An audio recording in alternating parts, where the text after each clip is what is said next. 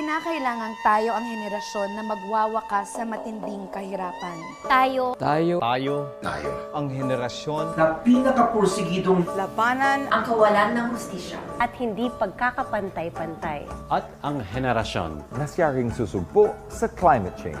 At ito ang gagawin natin. Ang Sustainable Development Goals. 15 taong plano para sa ating lahat. Sa bawat sulok ng mundo, Wala tayong iiwanan. Mamumuhay tayo sa isang mundong walang sinuman ang dumaranas. Mamumuhay tayo sa isang mundo kung saan Walang nagugutom at gumigising sa umagang nagtatanong, May kakainin ba yun? Mamumuhay tayo sa isang mundo kung saan walang taong namamatay sa sakit na may lunas. at kung saan Ang tamang pangangalaga Ng kalusugan ay panghabang buhay. ang karapatan ng lahat. mamumuhay tayo sa isang mundo kung saan lahat Ay nakakapag-aral At nabibigyan ng sapat na kaalaman. At kasanayan, para sa isang masaganang buhay. mamumuhay tayo sa isang mundo kung saan lahat ng kababaihan at lahat ng batang babae ay may patas na oportunidad Upang umunlad, maging matibay at ligtas. hindi tayo magtatagumpay. Kung kalahati ng mundo, ay naiiwanan. Mamumuhay tayo sa isang mundo kung saan lahat ay mayroong malinis na tubig at maayos na palikuran. sa bahay, Sa paaralan at sa trabaho. Mamumuhay tayo sa isang mundong Sapat na enerhiya para sa lahat. Init, ilaw at kuryente na hindi sumisira sa mundo. Sa isang mundong umuunlad ang mga ekonomiya at ang kayamanang tinatamasa. Ay siya ring magbibigay Ng desenteng trabaho para sa lahat. sa isang mundo kung saan ang ating mga industriya Infrastruktura at pinakamahusay na inobasyon.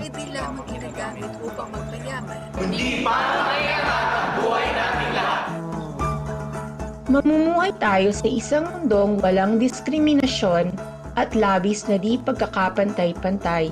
Sa loob ng ating bansa, Sa pagitan ng mga bansa. mamumuhay tayo sa isang mundo kung saan ang lungsod at komunidad ay ligtas. maunlad at sumusuporta sa mga naninirahan dito. Mamumuhay tayo sa isang mundo kung saan ibinabalik natin ating kinuha sa inang kalikasan.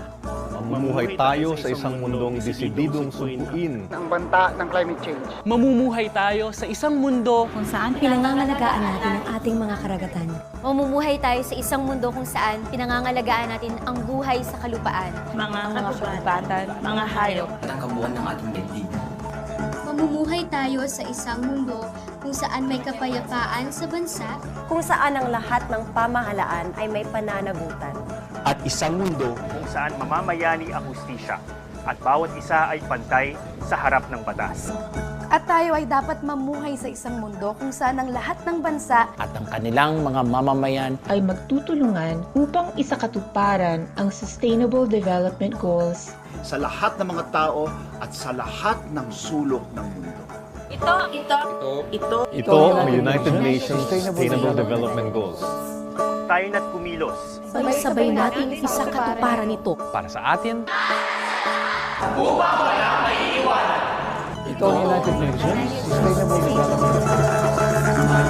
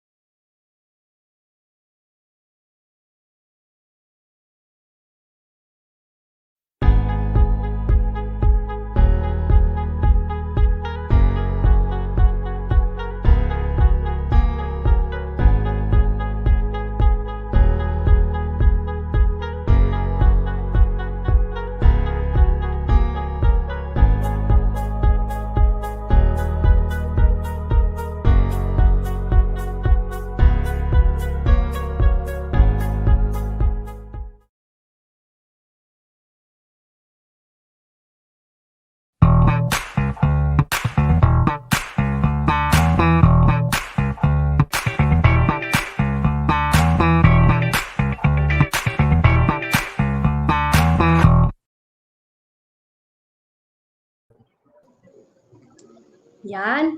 Hello everyone! Welcome to the pilot episode of Scouts for Sustainability. Yay! Yan. So hello, Sharm. Hello, Bianca. I hope that this time ayos yung internet connection natin kasi grabe, bubog talaga sa akin ng New Year. Grabe, no? Di ba nga, ang ano natin, That ang experience was 2021 is, yes, di ba nga, ang ano natin ngayong 2021 ay sana naman ay stable na mga internet connection natin. Now, shall we introduce ourselves sa ating audience? Sa Yes, ating of viewers? course. To start our program, syempre, papakilala Starting mo with na kami Bianca. your guest.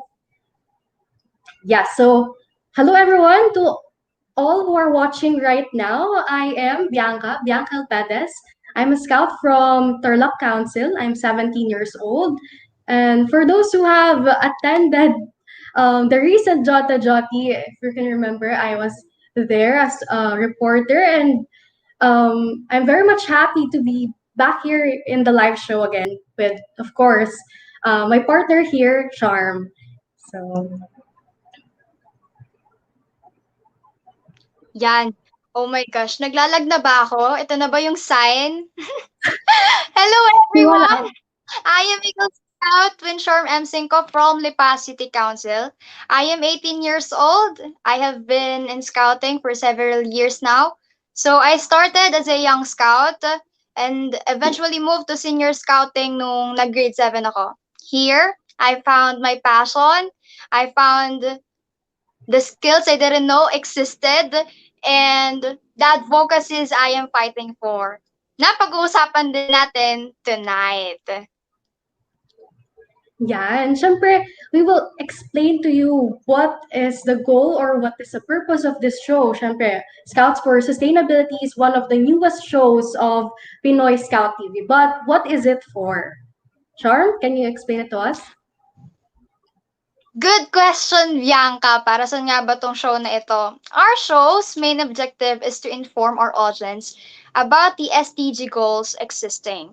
Motivate and inspire the youth, scouts, and student leaders to lead future projects involving these advocacies, hoping that we will be able to help the United Nations to achieve these goals by 2030. Bianca, would you mind explaining to our audience, to our viewers, ano ba tong SDG sinasabi natin? Yan. Ang SDGs or ang Sustainable Development Goals ay known din as global goals. So itong mga to ay inadopt ng all United Nations member states in 2015 as an universal call to action to end poverty, protect the planet, and ensure that all people enjoy peace and prosperity by 2030. So yeah, we have a total of 17 SEGs that are integrated, and they recognize that action is one area that will affect outcomes in others, and that development must balance social, economic, and environmental sustainability. Thank you for explaining that to us, Bianca. I must say, na you're very charming while explaining that to us. Nai-stress ako. Sa mga viewers, naiintindihan ko na. Umpisa pa lang, baka maging ano tayo, one episode of Twin Sharm admiring her co-host. Alam niyo guys, ito si Bianca. Bukod sa maganda siya at matalino, she also have her heart for her advocacies. You deserve the compliment, partner. Grabe. Siyempre, my partner here, Sharm, is not only a dedicated scout. Siyempre, may i-share din siya sa atin later na mga advocacy niya and mga projects din niya, siyempre. At mamaya, kikilalanin niyo rin kami as a scout and as an advocate. So, yan. Yan. Nga pala, before I forget, sa mga audience natin, what I want you to look forward in this show ay yung mga guests natin na mag-share ng kanilang journey or stories about their career mula sa kanilang pag-uumpisa ng kanilang advocacy and up to now. They are also called as sustainable champions. But what is sustainable champions? They are the individuals who seeks to lead change in an organization to transform that organization into a smarter, more successful, and more sustainable enterprise. Yan. So, yung mga sustainable champions na yan, syempre, di lang yan yung mga successful na now, but you yourself can be a sustainable champion. So, Medyo yun. nape-pressure ako sa thought na yun. Bianca, medyo bigatan. Syempre, may pinaglalaban sila, di ba? May mga advocacy sila na gustong ipahayag sa atin. So, as interviewers, laban. Laban talaga. So, yun nga, to formally start our program, we have prepared questions for you to answer. And syempre, for us then as your host. So, we encourage everyone to place your answers or to enter your answers on the comment section down below para later babasahin natin yan para naman marinig din namin ang kwento nyo as an advocate or as a future advocate. So yan, our first question. Are you ready, Charm? Yes, of course. Ready ka na ba, Bianca? Ready. So yan, our first question is, where did you first encounter the SDG goals? So, yan, so while saan waiting for the answers,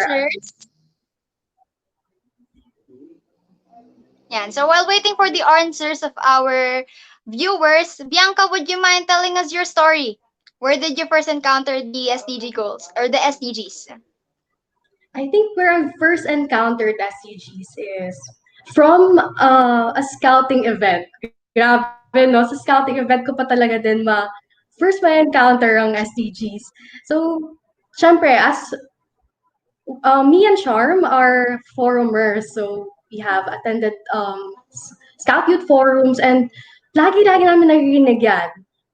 Your proposal or your projects should always be sustainable. It should always cater the 17 goals.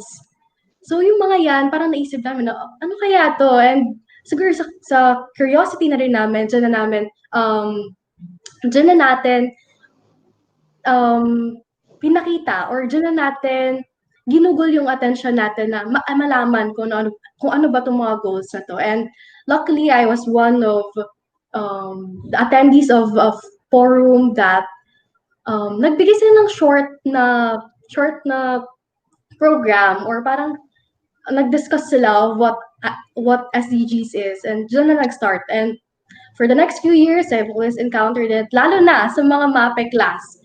I'm sure I'm not the only one who have encountered it at school kasi tinakal na yan, diba? And if you're someone na syempre you have a background on it already, syempre proud ka sa sarili mo. Alam ko na yan.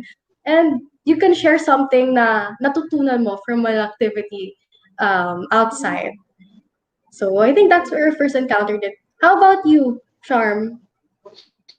Tulad ng kwento mo, forum season. Alam mo, the first time that I encountered the word sustainable, grade 8 ako. That was my, hindi naman first time na yung literal na word, but to be used in a project proposal or resolution, I encountered that when I was in grade 8. So, nung grade 8 ako, nung una ko siyang narinig, yung mga senior ko laging, hindi naman yan sustainable dapat, ganyan, ganon. And then, eventually, nung nag-grade 9 ako, napag-aralan namin siya for MAPE. Napag-aralan din namin siya sa AP namin. But, nung una na, ano lang siya design lang siya sa akin. It looks like, ang gaganda ng logo, parang wow, amazing. But at the end of that year, nagkaroon kami ng Better World Framework. And there I understand the depth of the SDG, yung mga sustainable goals natin. And kung that time, si Ate Christine and si Kuya Warren, yung seniors ko, they made me even write a letter to myself para sa future. Tapos nakalagay doon, Dear 2030, I hope that ganyan, ganon. And I was amazed. It made me very hopeful as a person. So, yun. Iba rin talaga yung nagagawa nung yung tipo meron kang message for your future self. Diyan na kasi parang you will be reminded. Yes, you will be reminded of what you're fighting for or what saan ka nagdo-draw ng strength kasi you want to be this person in the next few years. So yan. And on the process, 'di ba, Bianca, even though, kunyari natutunan mo na yung SDG goals, akala mo alam mo na lahat, but on the process may matututunan at matututunan ka ulit. Minsan maiisip natin it's for other people only, na parang napaka-selfless natin, but at the end of the day, ang fulfilling sa pakiramdam, and that's more than enough, right? Yes, indeed. Kasi you're not only doing it for others, kasi you're doing it for yourself din, syempre. So, yan. Meron na ba tayong mga Magbasa naman tayo ng mababasang mga comments. comments? Daming nanonood. Oh my gosh!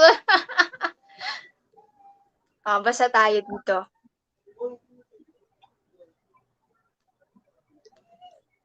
Yeah, we are now at 59 viewers. Wow! Eto, sige, shoutout tayo. Pa-shoutout sa pinakapoging Ian Dolentas Campos, si Kuya Ian. Number 1 talaga siya sa pa-shoutout. Grabe. Laging present. Ayan, ito may mga naka-flash on screen. From Jack Colmenares, Sir Jack Colmenares, Eagle Scout Quero watching from Pasay Council. Yan. Meron na ba tayong mga Meron akong answers? mga kaibigan na tinanong kanina about sa kung saan nila unang na-encounter tong SDGs. So, babasahin ko lang yung iba sa'yo. Okay. Yan. So, from Kuya Earl Hiwatig. My first encounter of SDG was way back 2016 at social media site, which is the Facebook. But the first time that I studied this subject was from 2018 on a scouting activity. Talagang sa scouting activity, pinopromote natin ng SDGs. And it's good na doon nga nila na-encounter at syempre doon na magsa-start yung curiosity nila, di ba? And another one, meron pa. Ito kay Evan Jope Taligting Hiron. This guy is the first counselor of the Youth Leadership Training 2018. So, una niya daw na-encounter ang Sustainable Development Goals when he was in grade 8. Year 2016, when a club spearheaded by Araling Panlipunan Head designate or conducted a seminar about this. So, laganap pala talaga siya. Grabe. Ito, from Irene Grace Madya. As far as I can remember, when I first encountered SDGs or Sustainable Development Goals, I was grade 10 that time and naging topic siya for reporting ng mga klase ko sa subject na health.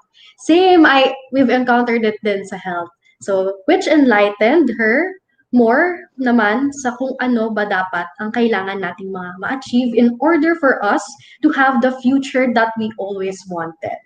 Yan. There are a few shout-outs for you, Ate Sharm. Grabe naman, Von. Parang hindi naman necessary na, ano ba? Hello kay Von.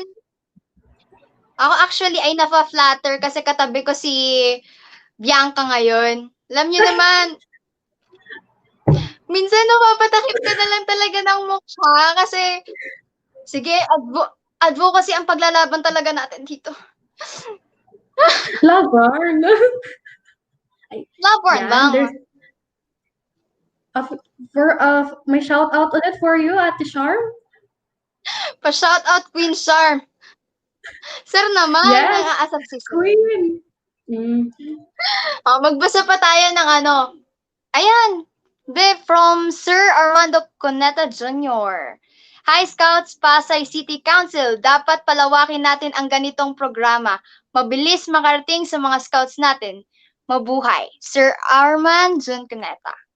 True. Yes, thank you. Thank you so much, natin sir. siya, ay talagang mas dadami ang magkakaroon ng idea sa SDGs and eventually we will be able to achieve this. Right, Bianca? Tama. That's our goal. So, yan. Meron pa ba tayong i-read ng mga comments? Saan ba nila first na-encounter ang SDGs? Paano ulit yung inabangan? Hindi, kasi ganito yan, Bianca. Last live, sabi ko, bothered ako kasi kasama kita.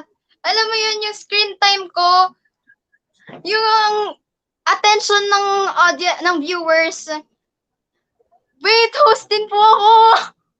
Grabe, Pero grabe. kidding aside. Oh my gosh, this whole episode, Win Sharm admiring Bianca L. Perez. Sabot. Grabe. Dapat nga ata si Ate Sharm nga dito ang ang bida dito eh. Madami siyang i-share sa atin ng mga experiences later. Yan. So, let's Mas proceed. palaban yan si Bianca.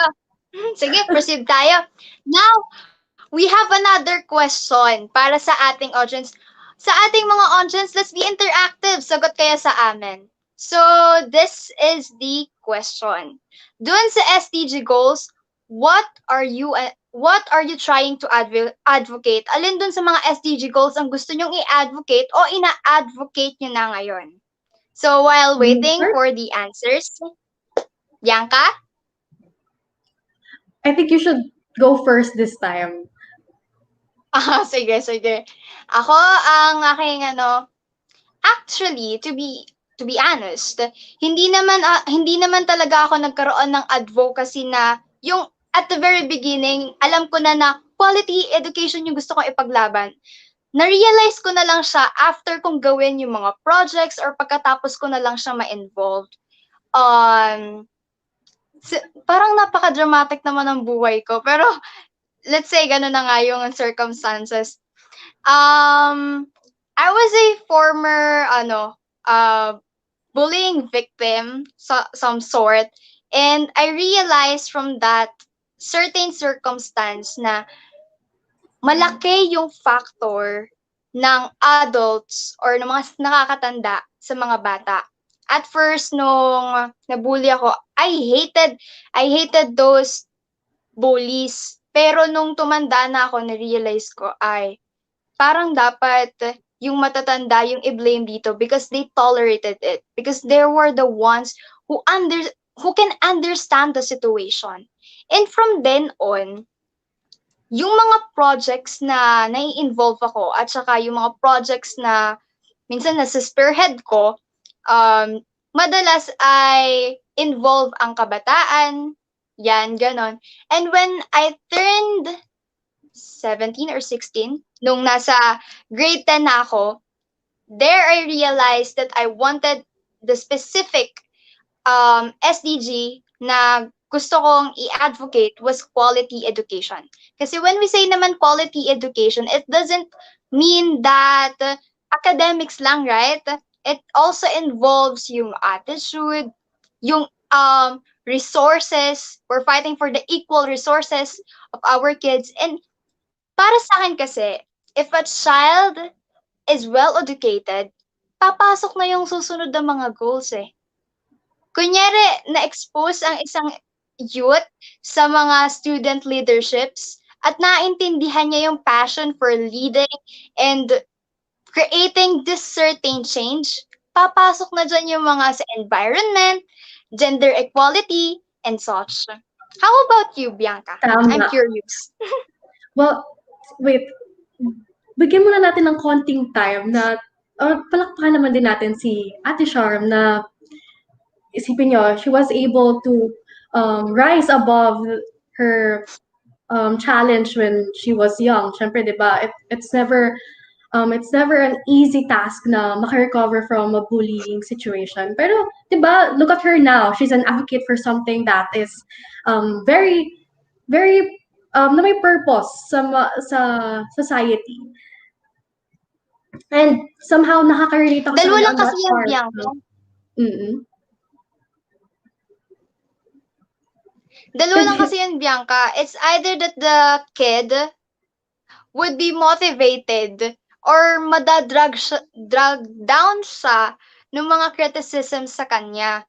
And because of that, kailangan nandun tayo sa sure ball. Dapat nandun tayo sa positive side na tinataas natin yung kabataan. Hindi yung ang response natin dyan ay normal lang yan. Hayaan na. Paglaki niya, magbabago yan. But pagtanda niya, naku, huli na ang lahat. So, bata pa lang, yun na. So yun, sorry Bianca. What's your advocacy?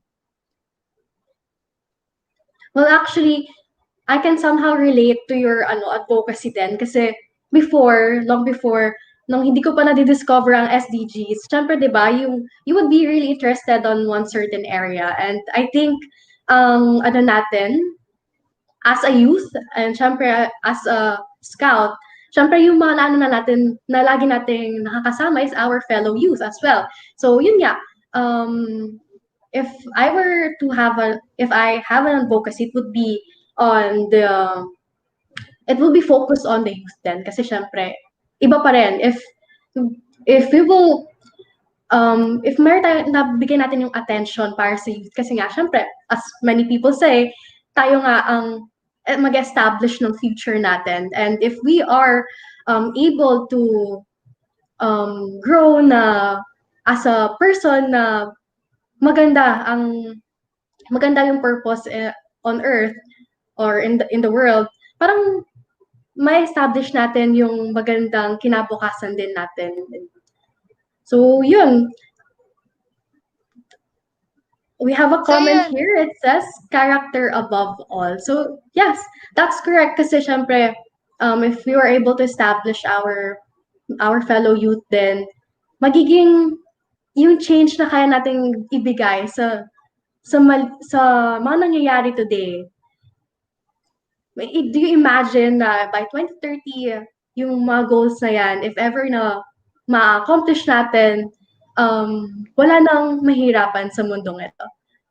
So, yan. So, di ba, Bianca, imagine, if we keep on advocating these things, if we keep speaking up for these things, and eventually, ma-inspire natin at least five students, 5 other kids like us, and those 5 will inspire another 3 or another 5, that would make a big difference. So, let's keep spreading the word. Diba, malaking bagay yun. Talagang, kapit-kapit kamay ang mga kabataan. Yan, speaking of spread, syempre, mag-start yan sa pag-share nitong video na to, and syempre, ang pag-like ng Pinoy Scout TV. Kasi syempre, we will be catering all your questions, all your inquiries about SEGs and the other scouting activities na kung saan pwede natin i-relate to as scouts. So, yan. Punta tayo sa comment section. Meron pa ba tayo? So, ang question natin is, can you repeat the question, Sharm? Okay. What SDG goal do you want to advocate or advocating for? Comment down below, guys. And habang hinihintay natin ang mga kasagutan ng ating mga viewers, magbabasa muna tayo ng mga sagot mula dun sa mga kaibigan ko na natanong ko na kanina. Grabe ang network ni Ate Sharm. Hindi. Barkada. Uy. Teka, tingnan natin. Shout out kay Kuya Raven Bool. Nagpapa-shout out sa... Oh my goodness. Yan, okay. Ayan. This one. From Cyrus Quiapos. Cyrus Quiapos is a friend of mine. Youth City Mayor 2019, I guess. This is his advocacy. SDG number 16 is the goal that I've been studying and been wanting to advocate. Peace, justice, and strong institutions. As we all know, the Philippines right now is very vulnerable to community disturbances due to political and armed conflicts. In 2017, in Mindanao, many of the Lumad people were displaced to their homes as it was turned into a battlefield in hopes of the government in fighting communism and rebellion. Kids lost their schools, families, and family members. Today, the tribes are scattered in the archipelago. This is just one story, and we still have many more to tell. The victims of the bloody drug war, the special treatment for the rich, and the ill treatment for the poor in terms of legal sanctions and unsafe place for children who are prone in trafficking, abuse, and exploitation.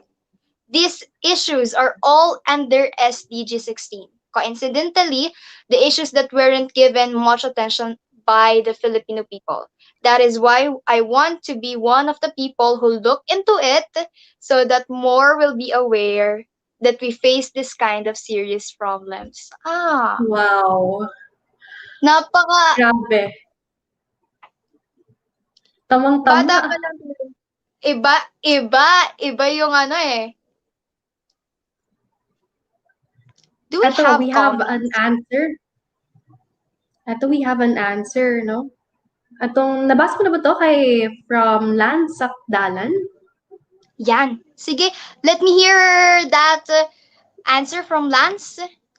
Yan, ito. His answer is, right now talaga, I am part of an environmental organization which is an advocate for SDGs. SDG 13, which is, wait, okay, so ito, ang SDG 13, climate action. Para daw sa kanya, we need to focus on having attention to this issue kasi it's never okay to cause destruction to our Mother Earth. If we continue on prohibiting ourselves from the current environmental issues, nakakatakot for the future generations that they may not prolong life and encounter devastated habitat. Kaya talagang very thankful ako sa scouting because it opened my vision on the current issues and it highly supports the Sustainable Development Goals na sadyang present noong nakaraang National Jamboree. So, yan. Ito kay Evan Jopet Heron. Let's read nga ito. Medyo personal din ito eh. If I were to advocate one of the 17 SDGs, that would be the number that includes poverty. Growing up, together with my 4 siblings, we are the so-called isang kahig, isang tuka. Our life back then was really hard for we have experienced financial problems, food shortage, and having difficulties to go to school because of some school expenses. Raising and giving the needs of 5 children was a big challenge for both my father and mother, who have a simple source of income. I really want to advocate this goal for I don't want to see other people to experience those things I've experienced before. I want people to have a sustainable living so that he or she will have a good future and will not worry about his or her education. Nevertheless, everything comes with a hard work and perseverance, and through the sustainable development goals, I believe that all things are possible. Iba kapag ang kapitan ay ganito ka-hopeful. There is really this hope na ang future natin will be stable. Amen?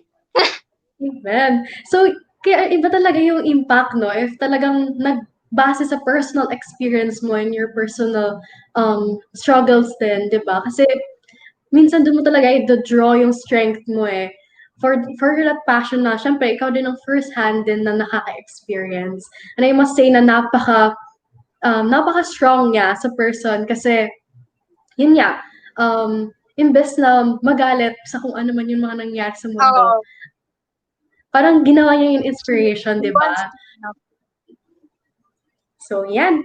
Do we read another comment? So, yeah. Comment from Jules Carlo Hiko.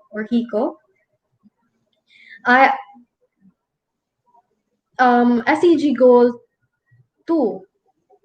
I should say climate action because as of now, the biggest threat to our generation still is climate change. Most of today's issues are mostly impacted by our environment. So focusing first on the rehabilitation of the environment not only gives way to climate stability, but also to enhance partnerships, boosted economy, more stable healthcare, and a thriving biodiversity. Because I really believe that in order to start the domino effect of sustainable development, we must first start with our environment. Yan. Grabe I talaga. have to say na ito si Jules is a scout and isa sa mga ina-advocate natin sa scouting, lalo na kapag may mga camping, is yung pagko-consider ng ating environment. Imagine kasi, Bianca, nakikitira na nga lang tayo dito sa Earth, tapos tayo pa yung mangungunang walang ya. So, why not make a change? Do something for it. Baguhin ang ways. Right? Go green Tsaka tayo. sana, go green syempre. Pero tsaka sana, di tayo magsawa. Kasi syempre, di ba, over the few years, lagi natin naririnig tong na to, climate action, climate change, ganyan. Walang katapusan. Pero, for us not to talk about this anymore, syempre, kailangan muna natin siya i-solve. So, yan, isa sa mga kailangan natin gawin. Yes. So, yan. Now, siguro, let's proceed. Meron pala akong tanong sa'yo, Bianca. Alam mo naman, sobrang curious ako sa'yo. So, looking back, paano ba nag-start yung advocacy mo sa quality education? Kasi yung akin, nasagot ko na kanina eh. Because of bullying and some sort. Siguro it started when I had this contact with kids sa isang public school here in Tarlac. So, madalas kasi 'di ba usually madami tayong mga drives na ginagawa yung feeding program, ganyan. Tapos 'di ba you will have that time na kakasama mo yung mga bata and nakakatuwa sila 'di ba syempre kasi kapag nakita sila ng mga bisita sobrang fascinated nila parang thank you po parang makikita mo talaga sa mata nila na happy sila and knowing na makikita mo sa mga community nila or sa school nila itself na they don't have that much of resources parang syempre 'di ba maano mo na mas malaki yung potential nila if ever they will be given the chance to have adequate resources. So we had this project parang nakita kasi namin sa isang school nearby na since na-build yung school na yun as in super tagal na yung mga ibang teachers doon pa nakapag-aral ng elementary. So isipin mo na gaano katagal na yun nung simula nung tinayo yung school na yun. At ang sabi, wala raw silang library. So kahit na meron mga nagdo-donate sa kanila ng books, they weren't able to display them and let the other kids read them kasi nga, hindi nga sila nakikita, di naka-display. So what we did was, we renovated the building at this was before the pandemic, so I'm really sad na hindi ko sila makita ngayon. But, re-renovate namin yung area, then naglagay kami ng mga shelves and stuff, and naglagay ng mga computers. Tapos nag-donate pa kami ng extra books para mas updated, and din-display, ganyan. And sa pagpunta-punta namin doon, nakita namin na kung gaano na sila mas na-engganyo ngayon na magbasa. And ngayon nga, kaso ngayon yung pandemic since na distance learning tayo. I think the school is open during the weekdays kung gusto man nilang magbasa, at least kahit papaano. Kasi syempre yung mga nag-aaral din dyan, malapit-lapit din kung saan sila nakatira. At kung may kailangan man silang alamin, or may gusto silang basahin, they would drop by the school sa library. Yan. I must say, yan ang favorite mong ganap dito sa whole advocacy journey mo. Right? Yes, I must say yun nga. Teka, wait lang. Curious ako. So, yung school na yun, ay doon na rin kayo nagpaalam na i-renovate niyo siya? Yes, bale parang nakita din namin na tapos yun, nagpaalam kami if pwede ba namin galawin yung area. Kasi parang sayang, hindi siya nagamit. Yung parang small building na yun. Naging nung ang nakalagay doon, PTC. Pero nung pagkatingin sa loob, it was a storage room. So sayang naman, di ba? Hindi i-utilize. Madaming laman? Anong laman nun? Actually, madami siyang laman, pero mostly mga sira ng mga furnitures, ganyan, nag-pile up na lang yung mga gamit doon. Yung makikita pa mga printer doon, ganyan. So, inayos lang talaga namin, and it's nice na nagagamit na nila ngayon yung area. That was great of you, Bianca. That was a power move for your advocacy. quality education, you help in giving books, then the students or the kids were able to have these resources. Malaking bagay yun. Nai-imagine ko pa lang yung ngiti ng mga bata, touching as a heart. Which Grabe, leads me nakakakilig. which leads me sa favorite ko naman na ganap dito sa buong advocacy na ito.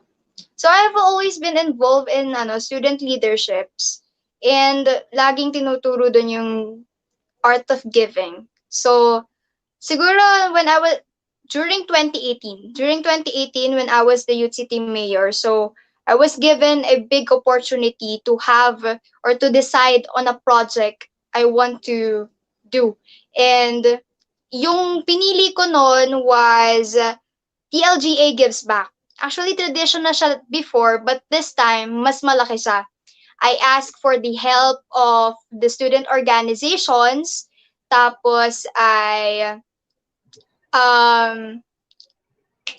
every barangay, nagbaba kami ng at least one gift, and nag-decide kami sa isang place, which is Siko Worshiping Service or Congregation yung place.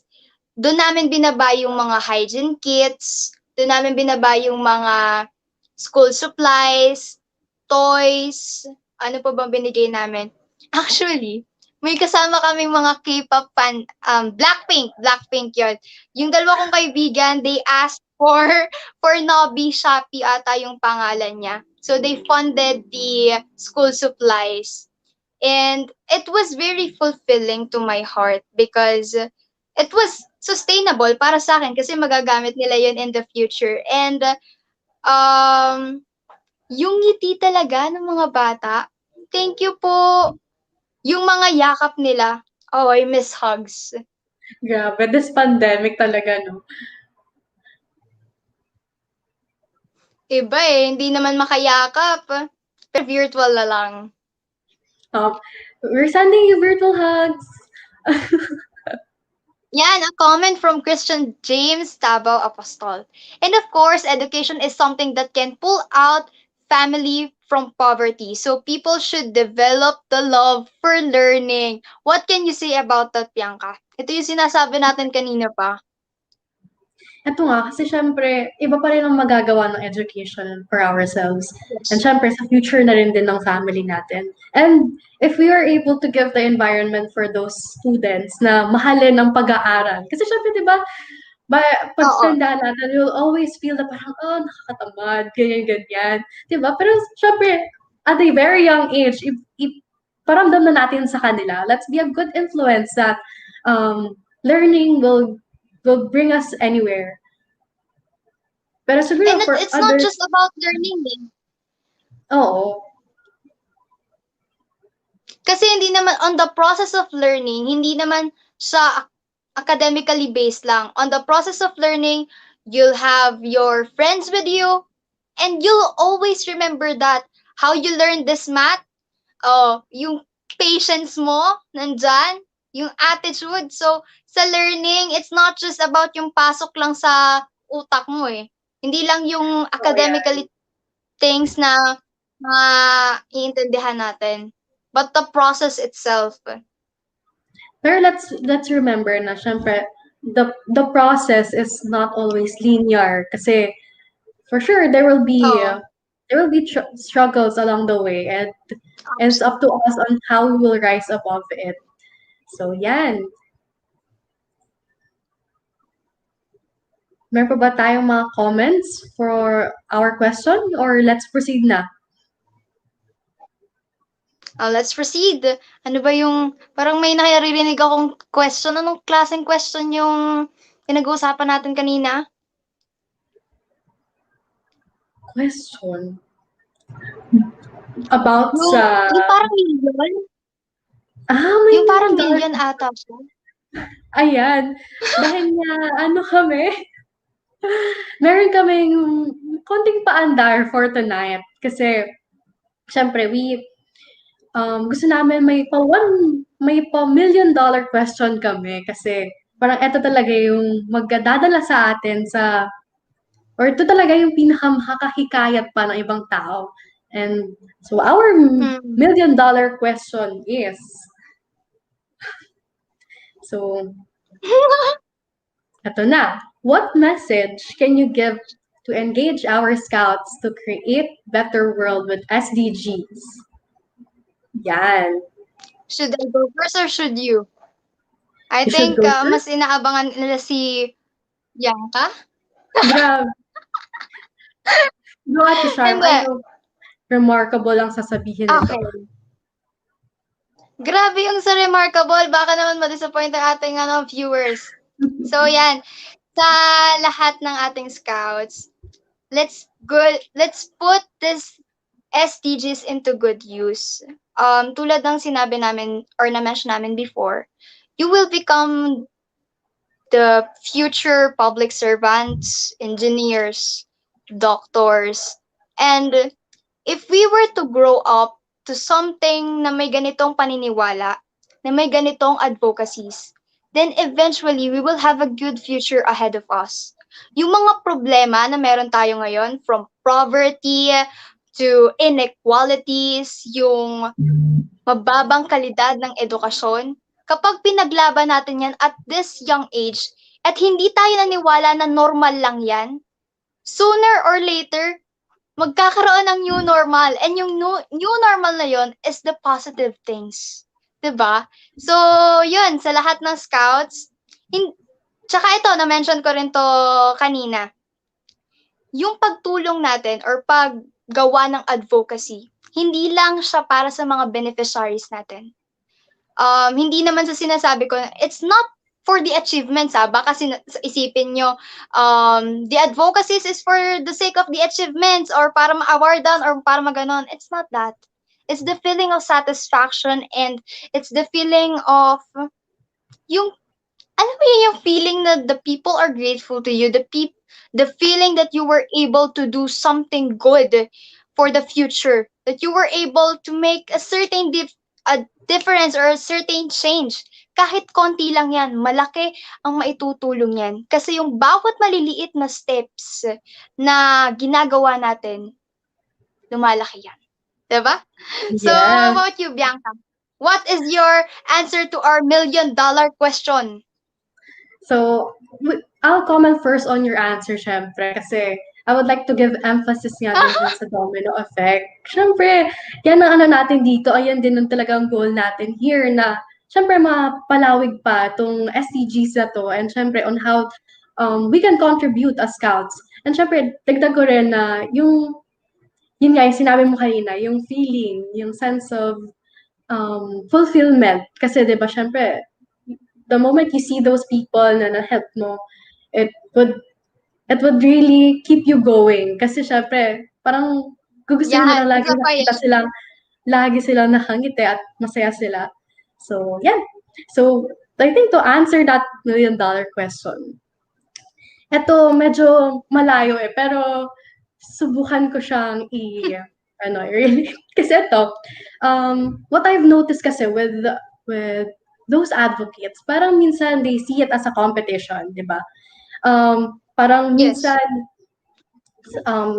hindi ko matatapatan yan kasi his or her project is a lot nicer kaysa sa naiisip ko right now. Pero my stand on this is, and my advice is, if ever na you'll be on that situation na you're doing something and you feel like ayaw mo na kasi there's a better project there and sa tingin mo hindi makaka-help, I think you're on the gap of your parang nasa gap ka if imagine that you are in a cliff, sabi natin ganyan. Andun ka sa empty space at dun sa empty space na yon, hindi ka naglalakbay kasi what you're doing is you're expanding your knowledge, and the more na nag-expand yung knowledge mo, you are able to have different opinions on what you think is nice or good. So, the moment na natututo ka,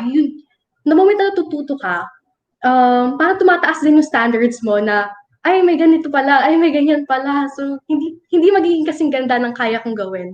So these are for the scouts who are planning to establish a project ha. So yun nga, kasi when we learn yung skill natin na-expose tayo sa mga mas magagandang works. At okay lang yun kasi yung taste natin, nagde-develop siya mas mabilis kaysa doon sa skill natin. Pero even kahit na ganun, wag kahit na ganun, ang solution natin is don't compare yourself to the experts on Yes. in that specific field or those who are very much successful na in that field. Kasi for yourself, kasi dapat ang kino-compare mo is the moment you started this advocacy, dapat dun mo siya i-compare. Yourself now, yourself today versus yourself when you started. And that's where you will realize that you are a better person now and that you know better. And syempre, you will be more better or you will be the best version of yourself. Yan. Yan, I have to So, yan ang comment on that thing. Yun nga, isa pa sa mga bagay na sana ma-take sa atin ng ating mga viewers is that when you're, yun nga, tulad ng sinabi mo, when you're doing your advocacy, the first thing that you have to consider is your sincerity. When you're sincere, don't ever compete for that project. Don't ever, tawag dito, don't ever compare yourself to other people. Kasi for you to become successful, you have to stand on your ground.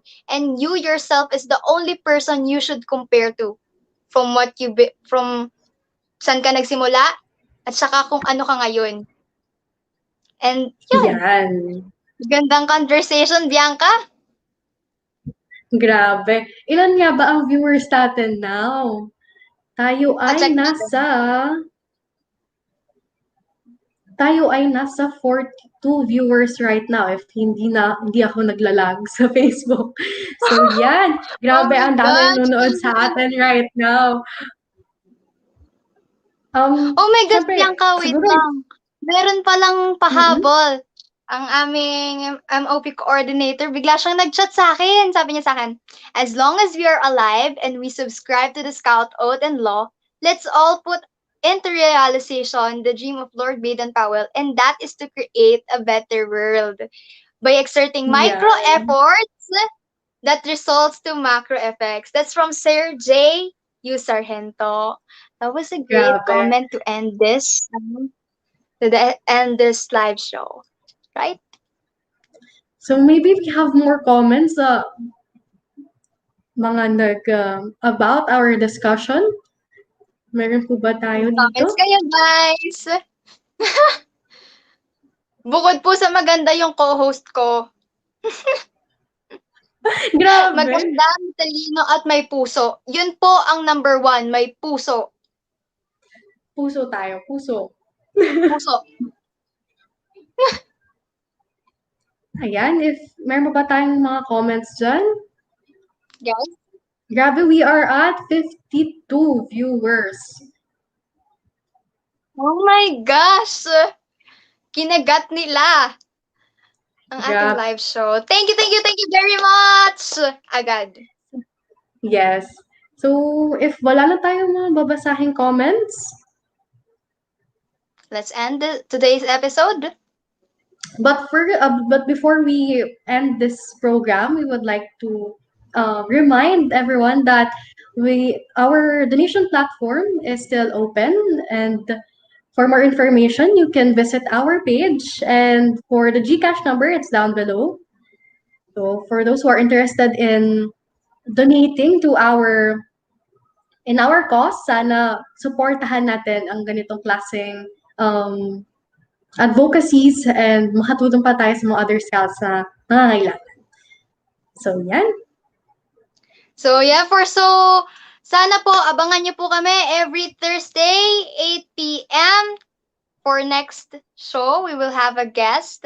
And that guest would be, sino kaya, Bianca?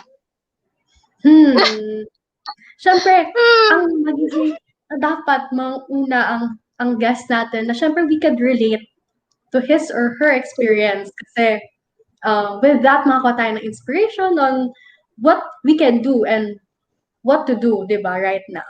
So, abangan-abangan niyo yan kasi syempre we will not disappoint you in our guests. So that ends today's episode. I am with Sharm and Bianca, and I'm with the beautiful... Ay, mali pala ito. And I am Bianca Elpedes, and we will see you next Thursday, 8 p.m. Bye. Thank you for watching. You ought to be a Boy Scout.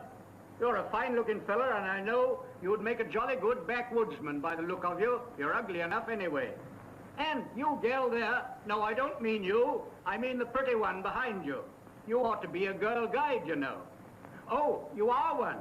Oh, I beg your pardon. That's quite right. Now go on and tell all your pals to come and be girl guides like you.